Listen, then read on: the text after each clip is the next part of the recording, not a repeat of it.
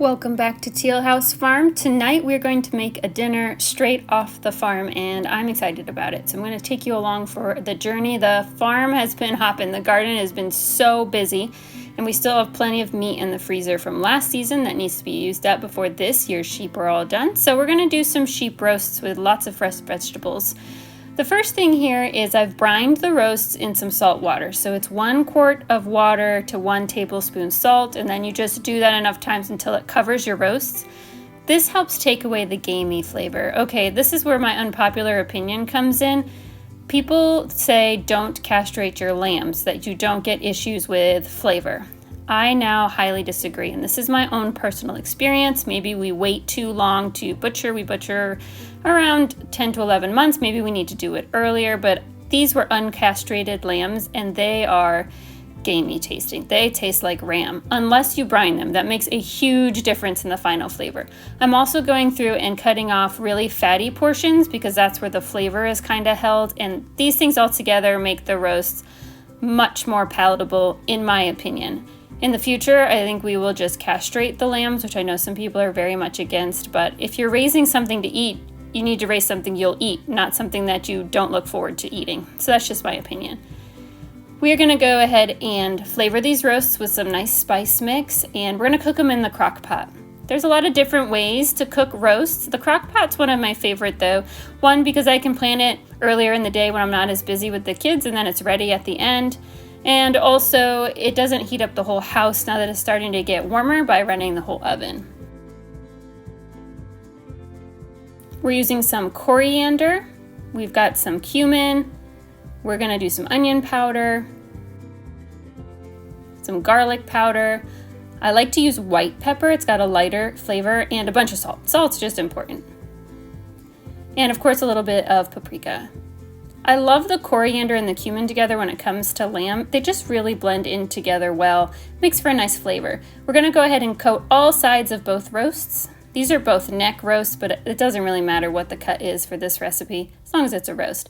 And my crock pot, in they go. And we do not need to add any liquid because the lamb will produce its own as it cooks. We're just gonna put it on low for somewhere around 7 or 8 hours, and then it'll be ready to go. We picked 5 gallons. That's a lot of salad, and we've been eating a lot of salad, and we're gonna have salad tonight. To put up the lettuce, the best way I found to do it is you give it a light rinse, and then you pack it in Ziploc bags like I have here, and you seal the Ziploc bags 90% of the way closed. So you leave a little breathe hole, and it keeps the lettuce fresh for 3 to 4 weeks in the fridge, which gives you plenty of time to go ahead and eat that 5 gallons of lettuce. When I'm ready to use it, I'm going to give it a better rinse and pat down just to make sure there's no dirt still on it. If you have a salad spinner, that's probably the best way to do it. And then I'm just going to make a chopped salad so it's easier for the little kids to eat. So I'm just going to dice it up here and put it in a large bowl. If there's large stalks on the spinach and the cabbage, things like that, then you go ahead and pull those off. This is a microgreens mix that I got from the Dollar Tree, but I've let go really big. The idea with the microgreens is you pick them when they're tiny, but I just went ahead and let the plants grow full size and I use it like a salad mix. It's cabbage, it's spinach, it's arugula, it's kale. It's a real nice mix. I'm gonna dice up some cucumbers as well so it's not so boring. These are not from the farm because it's still too early for us to have cucumbers here, so cheating just a little bit. Next up, we're gonna roast some radishes. These roast in place of potatoes, and today I'm going to try something different and try it in the air fryer because everyone keeps telling me that that's how you want to roast radishes. Typically I would do it in the oven, but we're going to give it a shot. So we're going to go ahead and wash these. We store them still dirty. It helps them last longer than if you wash them first, and then we're going to dice them into quarters.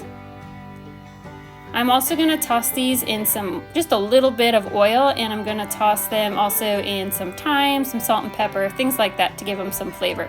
Basically going to treat them just like they are tiny potatoes and put them through the air fryer on a liner for about 15 minutes.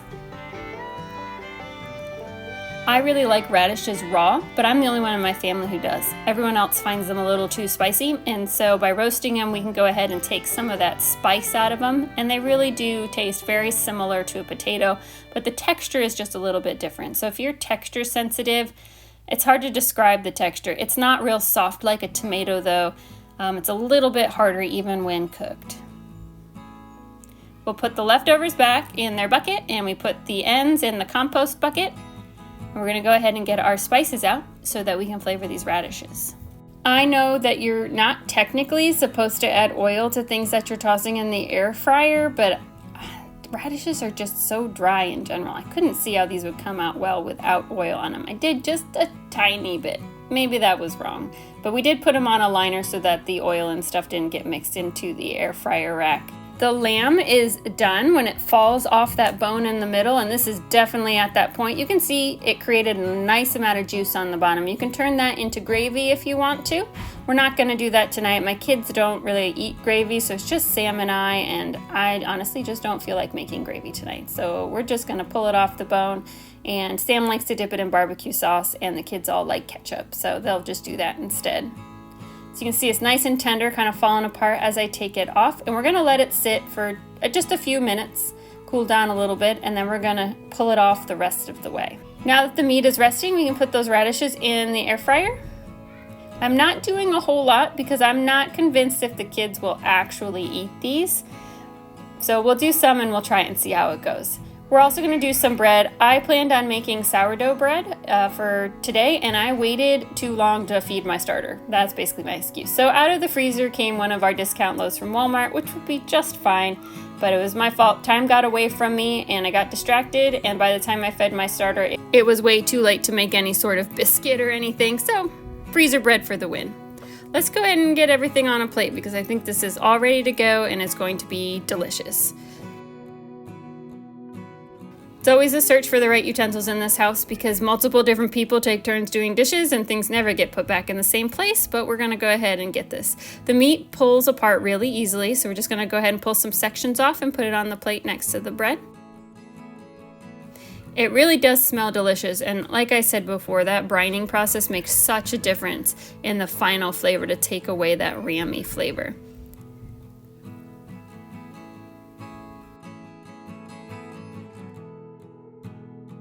Search here for some salad tongs. Who has any idea where those ended up? Not anywhere they're supposed to be. Don't worry, my hands are clean, but just doing what I gotta do to get dinner on the table.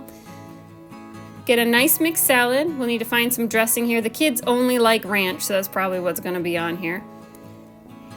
And then we got our radishes out of the air fryer. I will say overall, I didn't really like the air fryer radishes. I'm glad I didn't do a huge batch. I will stick with crock pot radishes or oven radishes. These were weird. The texture was almost stringy and I don't know. I did not like them. They were definitely cooked all the way through, but they needed moisture. So I'm gonna keep cooking them in an oven or in the crock pot. But overall, it was fun to make and it's satisfying definitely to have a meal that you provided off your farm.